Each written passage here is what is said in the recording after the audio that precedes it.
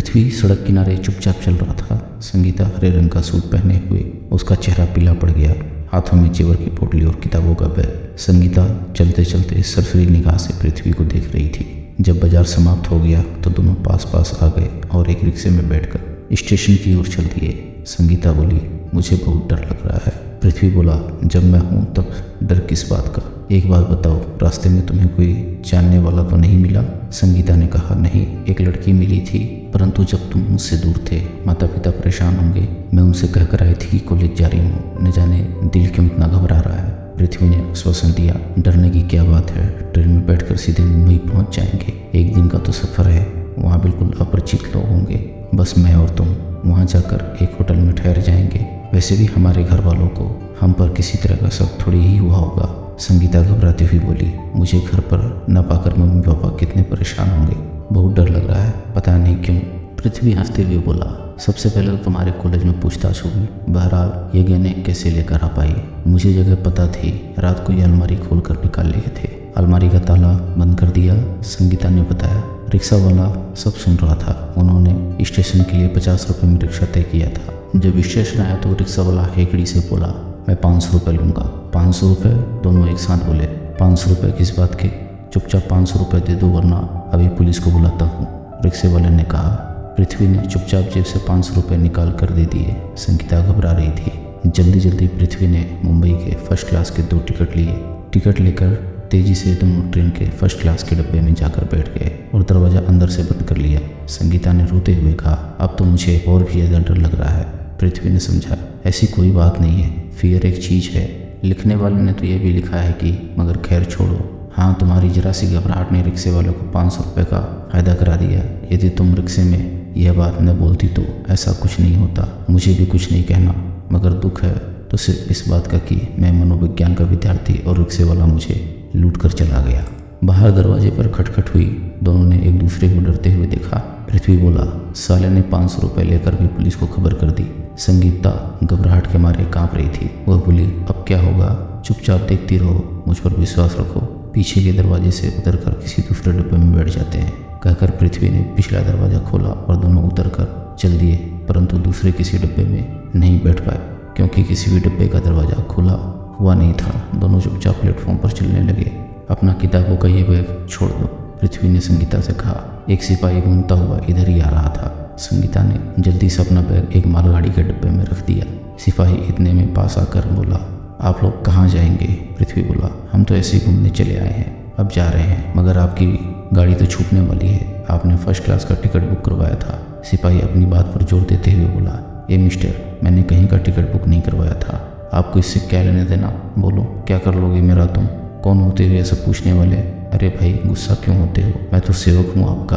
जब 50 रुपये की जगह 500 रुपये रिक्शे वालों को दे सकते हो तो फजूल थोड़ा सा इनाम हमें भी मिल जाए। पृथ्वी पूरी बात समझ गया। उसे 500 रुपये का नोट देते हुए बोला, हाँ हाँ तुम भी लो। सिपाही रुपये लेकर चला गया। संगीता बोली, हमारे मन में चोर है ना, इसलिए हम हर बात से डरते हैं। चलो फिर वापस चलते हैं, बेकार में डर डर कर इधर उधर भटकते रहें, क्या फ़ायदा? पृथ्वी ने खींचते हुए कहा। बेकार ही कंपार्टमेंट से आए, चलो वापस वहीं चलते हैं। दोनों तेजी से दौड़े, परंतु कंपार्टमेंट में घुसने से पहले ही एक और पुलिस वाला आया और बोला, अरे झगड़ा बढ़ाने से क्या फ़ायदा, हम सबको 1,000 रुपये दो और मौज करो। और खा खा करके हंसने लगा। संगीता तो डर के मारे पूरी तरह से कांप रही थी। पृथ्वी बोला, मैं कोई इनाम वगैरह नहीं दूंगा, मैंने कोई दान खाता खोल रखा है क्या? मैं आप लोगों की फितरत समझ रहा हूँ। देखिए साहब, आप पढ़े लिखे मालूम पड़ते हैं, आओ पहले डिब्बे में बैठ जाए, यहाँ भीड़ इकट्ठी हो जाएगी और आपकी बदनामी होगी। जब दोनों कंपार्टमेंट में चढ़ गए तो पुलिस वाला भी पीछे पीछे आ गया और बोला, थोड़ी देर के लिए आप थाने चलिए। मैं किसी थाने वाने नहीं जाऊंगा, मेरी गाड़ी छूट जाएगी। गुस्से से पृथ्वी ने कहा, देखिए भाई साहब, अब आप इस गाड़ी से तो नहीं जा सकते। मैंने तो पहले ही आपसे कहा था कि आप हमारे साहब की सेवा में 1,000 रुपये दे दीजिए। अब की बार साहब भी उसी कंपार्टमेंट में आ गए और बोले, क्यों बेसकीरा के बच्चे, जाओ हथकड़ी लेकर आओ, ये लड़का इस लड़की को भगा कर लिए जा रहा है, इसको गिरफ्तार करके हवालात में बंद कर दो। पृथ्वी ने 2,000 रुपये के 5 नोट निकाल कर उनके हाथ में थमा दिए। बड़े साहब उन नोटों को जेब में रखते हुए बोले, अच्छा सर, चलिए बिना हथकड़ी लगाए ही आपको लेकर चलते हैं। अब पृथ्वी बोला, अब मैं थाने क्यों जाऊँ? मैंने 10,000 रुपये किस बात के दिए? देखो लड़के, ये 10,000 रुपये मैंने सिर्फ इस बात के लिए हैं कि तुम्हें थाने हथकड़ी लगाकर नहीं लेके जाऊंगा, संगीता बहुत देर से साहस जुटा रही थी। बोली, देखिए मैं अपनी मर्जी से जा रही हूँ, आप बेकार में हमें परेशान मत कीजिए। हाँ मम्मी, मैं भी तो यही कह रहा हूँ, थाने चलकर थोड़ी देर बैठिए, वहीं आपके मम्मी पापा को बुलाया जाएगा, तब जैसा होगा कर दिया जाएगा, और उस सूरत में आप इसी ट्रेन से शाम को जा सकते हैं। तभी पहला सिपाही भी आ गया और बैग देते हुए बोला, संगीता जी आपका बैग आपने मालगाड़ी में ही छोड़ दिया था। संगीता ने बैग हाथ में ले लिया। उसके बाद दोनों चुपचाप नीचे प्लेटफॉर्म पर उतर गए। पृथ्वी ने पुलिस अफसर से इजाज़त मांगी कि वह संगीता से एकांत में कुछ बात कर ले। उस पर पुलिस वाले ने कहा, हाँ जरूर कर लीजिए, और थोड़ी दूर जाकर खड़ा हो गया। आसपास काफ़ी भीड़ भी इकट्ठी हो गई थी। पृथ्वी काफ़ी परेशान था। बोला, अब क्या होगा, मुझे मेरे घर या कॉलेज भेज दीजिए। संगीता ने रोते हुए कहा, घर में भी जाना चाहता हूँ, लेकिन ये कमीने आसानी से पीछा नहीं छोड़ रहे हैं। ऐसी कोई तरकीब निकालें जिससे पिताजी को पता न चले। संगीता ने पृथ्वी से घबराते हुए कहा, कोशिश तो ऐसी ही करूँगा। मेरा विचार है कि जितना भी रुपया है इन्हें दे दिया जाए और यहाँ से वापस चलते हैं। यहाँ अगर हमें किसी ने पहचान लिया तो मुसीबत हो जाएगी। इसी बीच सिपाही बोला, चलिए साहब थाने। इंस्पेक्टर साहब, हमसे गलती हुई है, अब हम वापस जा रहे हैं। संगीता ने इंस्पेक्टर साहब को अपनी पोटली दे दी। पृथ्वी का साथ दम तोड़ चुका था। संगीता निर्जीव सी सब कार्य कर रही थी। इसी झगड़े में 11 बज गए। संगीता ने एक रिक्शे पर बैठकर कॉलेज चली गई। पृथ्वी दूसरे रिक्शे पर बैठकर अपने घर चला गया। सकीरा ने इंस्पेक्टर से पूछा, अगर इन लोगों ने अपने माँ बाप को बता दिया तो क्या होगा? तू गधा है, क्या वे अपने माँ बाप को बताएंगे कि हम भाग रहे थे? फिर मैं तो उनको जानता भी नहीं हूँ, हमें कोई कुछ क्या बताएगा या देगा? शाम 4 बजे जब संगीता घर पहुँची तो उसका चेहरा उतरा हुआ था, फिर भी वह हंस रही थी। कहने लगी, मम्मी आज तो कॉलेज में यह हुआ वह हुआ। उसके बाद अपने कमरे में जाकर लेट गई और सोचने लगी, अब क्या होगा, कैसे होगा। संगीता को कड़वा लग रहा था। उसने अधिक नहीं खाया, बस एक ही सवाल उसके जहन में घूम रहा था, कैसे होगा। अलमारी की तरफ अभी तक किसी का ध्यान नहीं गया था। कैसे होगा? शाम को उसकी सहेली आ गई। उसने बताया आज उसके कॉलेज में फिजिक्स के पीरियड में सब लड़कियां खिड़की पर चढ़ गई थी, और जब फिजिक्स की टीचर आई तो उनके कहने पर नीचे उतरी। संगीता ने कुछ नहीं सुना, बस उसका दिल घबरा रहा था, अब क्या होगा, कैसे होगा। रात को उसे नींद भी नहीं आई। पुलिस, भीड़, रेलवे स्टेशन, बैग, गहने, पोटली बराबर दिमाग में घूम रहे थे, और एक ही सवाल बार बार दिमाग में हथियार के जैसे प्रहार कर रहा था, अब कैसे होगा। 2 बजे रात चुपके से संगीता उठी। उसने छिपाई हुई चाबी को हाथ में लेकर अलमारी का दरवाज़ा खोल दिया। बचे हुए गहनों को तितर बितर कर दिया। एक हाथ पोटली में से जमीन पर डाल दिया, गहने आंगन में फैला दिए, दरवाजे की चटकनी खोल दी और फिर जाकर अपने बेड पर लेट गई।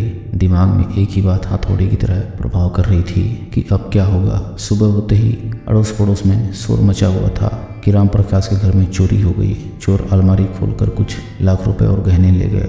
शायद किसी आवाज़ के डर से इसलिए सारे गहने लेकर नहीं गए। राम प्रकाश ने लोगों को बताया कि बड़े कमाल की बात है, उन चोरों ने बाहर का दरवाज़ा कैसे खोला, समझ में नहीं आ रहा। मैं तो रात को सब कुछ देखकर सोता हूँ, और सबसे बड़ी बात, वे सारे गहने लेकर नहीं गए। यूँ समझो कि भारी नुकसान होने से बच गए। चोरी की सूचना पुलिस को दी गई। वहाँ से एक इंस्पेक्टर और 2 सिपाही जांच पड़ताल के लिए आए। उन्होंने दरवाजे को गौर से देखा, वो अलमारी भी देखी, अलमारी की चाबी भी देखी, लेकिन संगीता को देखते पहचान गए। संगीता भी उस पुलिस ऑफिसर और सिपाही को पहचान गई। तो पुलिस वाले ने संगीता की तरफ देखते हुए कहा, यह काम तो किसी घर वाले का ही लगता है। इस पर संगीता की आंखें पुलिस वाले की आंखों से जा मिली। उनमें याचना थी। पुलिस वाले ने घर के चारों ओर देखा और बोला, कोई किराएदार ऊपर रहता है क्या? नहीं साहब, राम प्रकाश ने कहा, यह काम घर के आदमी का नहीं हो सकता।